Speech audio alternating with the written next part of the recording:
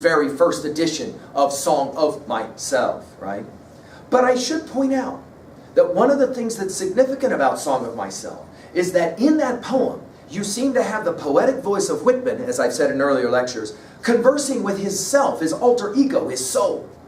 We're going to see something very similar in this poem, but the conversation will not be rooted in a certain kind of romanticism, but it's going to be rooted maybe in a more bleak view of the world. Finally, modernism is the explosion of dreams. The hopes, the expectations, the dreams that were at the beginning of the 20th century in 1900 are going to get jacked out the water in 1914. Why the Great War? With the beginning of the war, you have that question in many people's minds: what went wrong? Where did we go wrong? How could things be so jacked up so fast? T.S. Eliot, in his poem Prufrock, in his poem Hollow Men, in his poem Wasteland, will answer the question as he perceives it. And his answer is a pretty controversial one. Every time that Eliot writes these poems, ultimately what he's going to argue is, fundamentally, there is something spiritually that's been lost in the modern world. As we get into the poem, we will see that Prufrock is one jacked up guy. He's an old man who isn't sure about himself. He isn't sure about his world. He will even say, it is impossible to say just what I mean. Which sounds like a pretty modern kind of thing for my students to hear someone say. Have you ever felt this? Dude, I know exactly what I'm thinking, but I cannot say it. It's impossible to say just what I mean. A line from Prufrock. Now, to talk about this poem, one other thing that you gotta know is the influence of Sigmund Freud. Now, in our history pages in the preceding reading, just a few pages before, Freud was mentioned. Freud has fallen out of parlance today by and large, and he's not considered that significant or important. But in his time, Freud had tremendous influence on the lives of the people of the early 20th century, especially the artists, and T.S. Eliot is no different. So let's talk for a moment in your notes about Freud. Who is Freud? This Viennese psychiatrist, this doctor of the mind or the psyche. Well, Freud has some interesting things to say. We've mentioned him before, but here now we will turn specifically to some of Freud's observations, especially as it relates to our understanding of this poem. Freud said that you have a psychic life, a life of the mind. That is to say, all the time that you've been sitting now with me and we've been working with this poem, Freud said, you've been thinking thoughts. And if we were, for example, to step into your mind, and we were to begin to read those thoughts the way, for example, at the bottom of CNN or Fox News or ESPN, you notice how they put those words along the bottom, and you can kind of read words while you're hearing people talk, right? That ticker tape is called.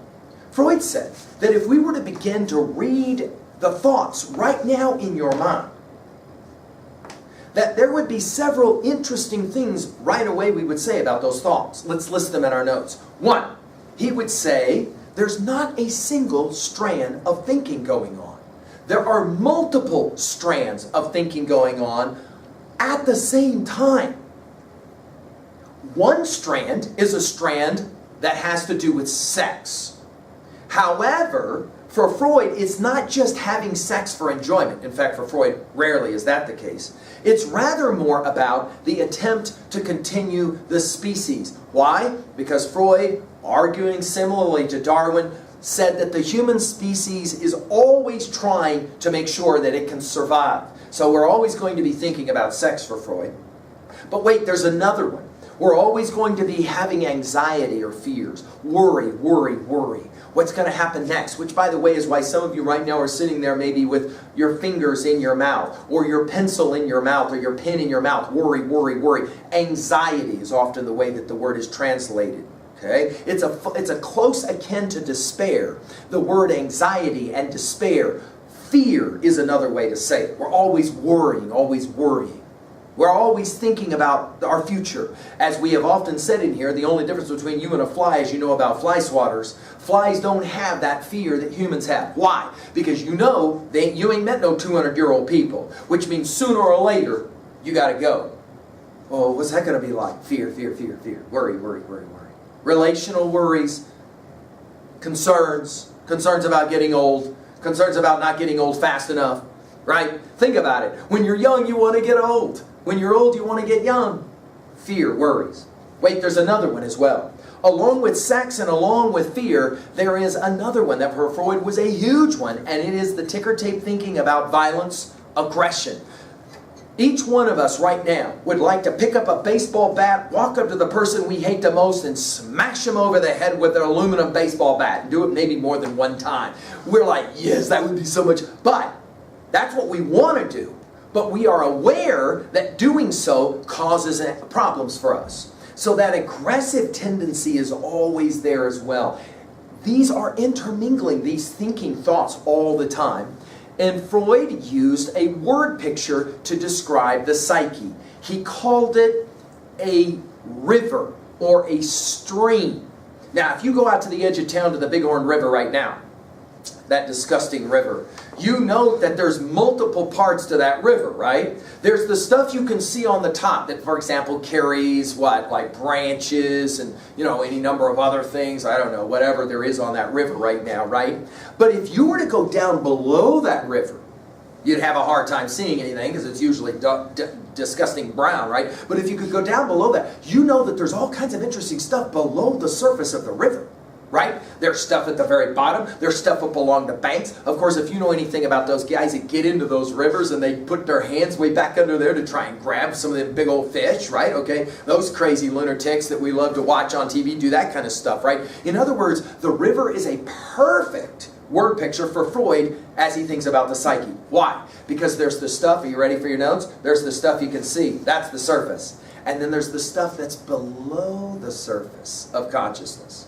Right? Now, Freud himself never actually used the term subconscious. He just used the term unconscious. That is to say, if we were to say right now, if we were to step, for example, into Mr. Gagner's mind and say, hey, Mr. Gagner is thinking all this stuff, he would say about that stuff, no, I'm not thinking that at all. That stuff about sex and violence and anxiety and worry, no, I'm not thinking that at all. Freud would say, you're right. You don't know that you're thinking those things. About 90% of all the stuff that's part of our psychic life, you are unaware of. Which is why dreams are so important. So one of the classic Freudian texts was Interpretation of Dreams, published in the year 1900. This text becomes right away an interesting influencer on artists. Why? Because we have a tendency, when we tell a story, to tell the story from the perspective of the outside, right? So-and-so gets up. So-and-so walks to the bathroom. So-and-so comes back from the bathroom. So-and-so sits in the chair. So-and-so listens to the stupid lecture on Freud, for example, right? What's interesting for Freud, though, is he says, there's another story that you could tell.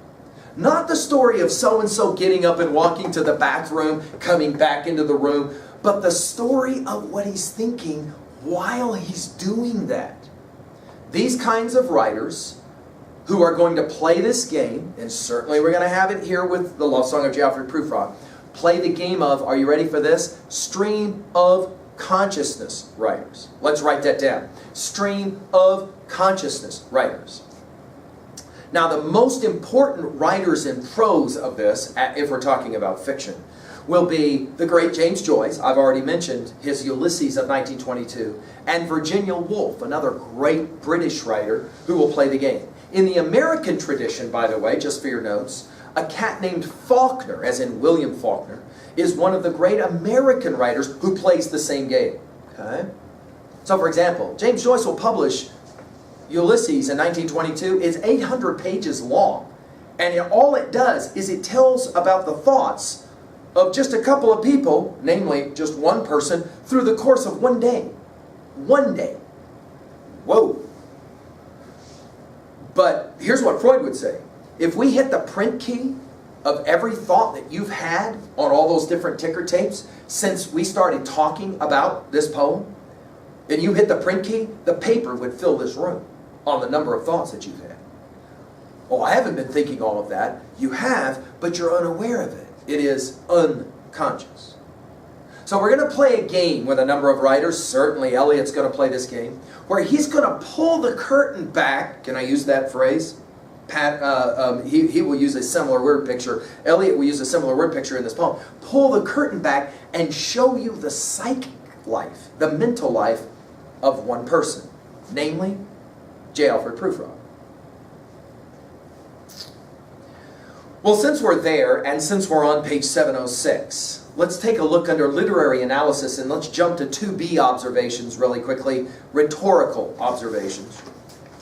A troubled J. Alfred Prufrock invites an unidentified companion, perhaps a part of his own personality, to walk with him as he reflects aloud about his bitter realization that life and love are passing him by. His so-called love song is a dramatic monologue. Let's put this at 2B right away. Dramatic monologue. Now, these dramatic monologues are very, very important in our study of especially Victorian British poetry. When as a senior you study the great Robert Browning, for example, we will look at a couple of his most famous dramatic monologues, right? Okay, and My Last Duchess and Porphyria's Lover will be the two that I will lecture, okay? And I've given lectures, by the way, on those two titles if you want to have more study about dramatic monologues, okay, along with Tennyson's Ulysses. What is a dramatic monologue? Let's put it in our notes. If I'm having a conversation, for example, with Mr. Gagner, that we call a dialogue, correct? But if I'm having a monologue, that's one person talking. A monologue will have only one speaker talking. So when we meet a dramatic monologue, there are two things we're looking for. Let's put it in our notes. One, we're going to ask the question, who is the speaker? Who is doing the talking? Okay. Two, we're going to ask, what is the dramatic context? Who is the speaker speaking to? Now, sometimes that's fairly simple to be able to answer those two questions, right? For example, in our poem, The Love Song of J. Alfred Prufrock, the assumption is the speaker is Prufrock. By the way, there have been a number of people who have studied this poem have pointed out, I don't know specifically why you can assume that Prufrock is in fact the one speaking. It might very well be the case that Prufrock is the one being spoken to. But we read the poem usually assuming Prufrock is the one doing the talking. He's the speaker in the monologue. But it begs the question, well then, who is Prufrock speaking to? Notice the opening lines. Let us go then, you and I, when the evening is spread out against the sky like a patient etherized upon our table. And every once in a while, the us, the proverbial us, will be mentioned. Now again, to revert back to what I said earlier, we're not unfamiliar with this in American poetry already, right? Walt Whitman will play the same game in the opening lines of Song of Myself when he speaks to his soul as his other self. The final poem of Leaves of Grass, 1892 deathbed edition, is Farewell My Fancy, where Whitman speaks and says goodbye to his book of poems, Leaves of Grass. So we play this game where an individual is speaking alone and talking either to himself or herself or to somebody else. The great Emily Dickinson, of course, played this game of self-talk all the time, as we've already studied Emily Dickinson's work. Okay. Notice your textbook will define a dramatic monologue as a poem or a speech in which a character addresses a silent listener. As Prufrock moves through his evening, images, dialogue, and other details reveal his internal conflicts. That is to say, the conflicts of the mind, the psyche. All right. Okay, well, one other thing that you need to know here for sure. That is to say, what's listed there on 706, allusions. A-L-L-U-S-I-O-N-S. Put this in your notes at 2B. Allusions.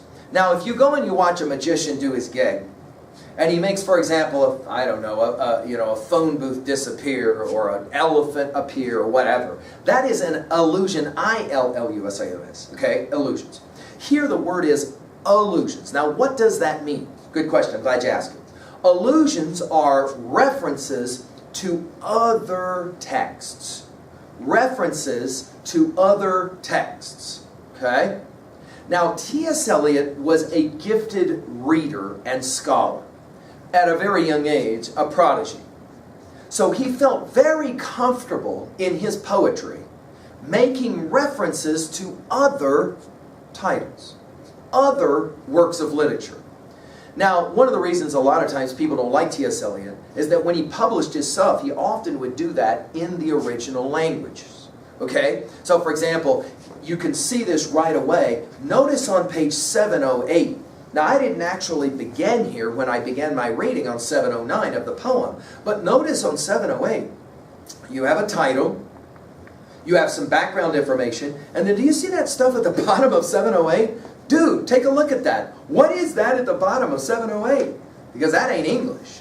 Well, what is that? It's Italian.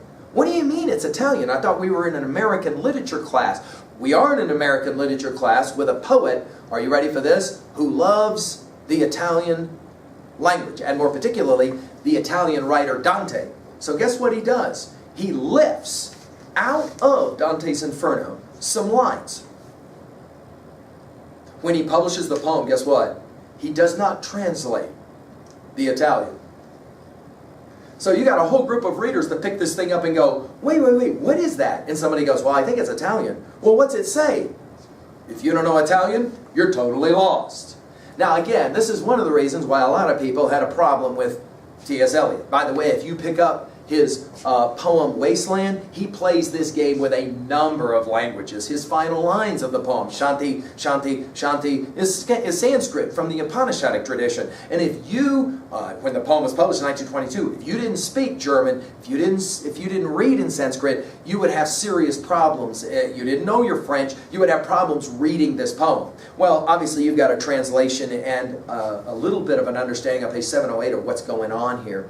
Let's make just two observations, because we are lecturing to high school students, and for those who are studying this poem with me online on YouTube, I apologize if we don't go into the depth that maybe you're looking for as we talk about this poem. But I am speaking now really trying to understand the epidermal level of this poem as best we can. So I'm going to make two observations here for your notes. There's two things for sure you need to know about in terms of the multiple allusions that are being referenced in this poem.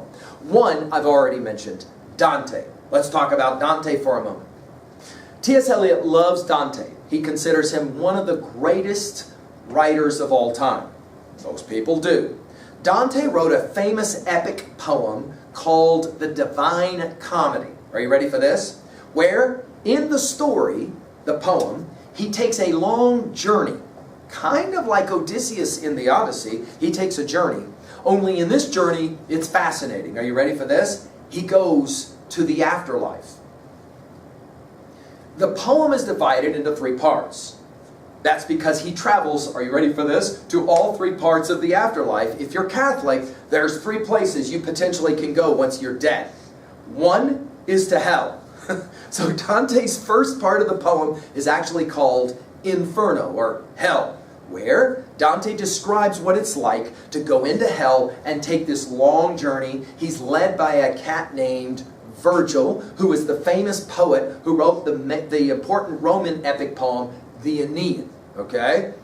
While he's in hell, Dante, are you ready for this? Dude, he gets to have conversations with people stuck in hell. He gets to see all the terrible tortures that are there. And then Dante leaves hell and goes to the second stage, purgatory, and then finally Paradiso, or paradise. He gets to an experience of heaven where not much happens other than bright lights and some cool music, okay? That's the end of the poem. Honestly, the most famous part of the poem, and it's the one that's usually studied the most, is the first part, Inferno, for any number of reasons. Dante quotes some lines from Inferno. Where? Are you ready for this? Dante the pilgrim, he's going through hell, he gets to have a conversation with a guy. And the guy's name is Guido. The guy will say, you know what? If I thought you were going back to the world, I would not speak with you and share with you my secrets. Guido's done some really bad stuff. But because I know you can't get out of hell, because nobody gets out of hell. The opening, the sign over hell actually says, abandon hope, all ye who enter here. In other words, it's like the Hotel California. You can check out, but you can't never leave. That's hell for Dante. Of course, interestingly, Dante the Pilgrim is going to get out, and he is going to write about this. this exchange that he has, and of course it becomes the famous poem. Guido, however, doesn't know this. And so he says, and this is the Italian to begin the poem, he says, man, I'm really glad that you're not getting out of this place because I got some stuff to tell you and I want to kind of bare my soul and let you know I've done some bad stuff. I'm not pleased with this stuff. But I'm going to tell you because you can't get out anyway. The irony, of course, is that Dante does get out and he publishes it, of course, in his famous poem. Now, why would T.S. Eliot make this reference at the beginning of the poem? There's been several answers. Let's list at least three. One, of course, this is an exchange between what ostensibly is not even a body, it's just a flame in the Inferno. Words are going to come up out of the flame, and they're going to tell a story. Interestingly, it almost seems like, though, once Guido starts talking, he is engaged in a dramatic monologue of a kind, okay, where he tells a story. Two, some people have pointed out that T.S. Eliot right away wants to give you a heads up, that this is going to be a poem about disclosure. Namely, things that maybe Prufrock is not so pleased with. Finally, you could make the argument that Dante is being described here, is being alluded to here, because T.S. Eliot wants you to know that this is going to be a poem of uncovering, of disclosing, even though all the way through the poem, questions are going to sit at the heart of the poem, right? Oh, early on, do not ask what is it. Let us go and make our visit. The poem will vacillate between the asking of questions and the attempt to try to answer. But in the end, the only affirmations that Prufrock can come to are ones like, I should have been a pair of ragged claws scuttling across the floors of Silent Sea. Or, it's impossible to say just what I mean. The other allusion that I want to reference now is the great play Hamlet by Shakespeare.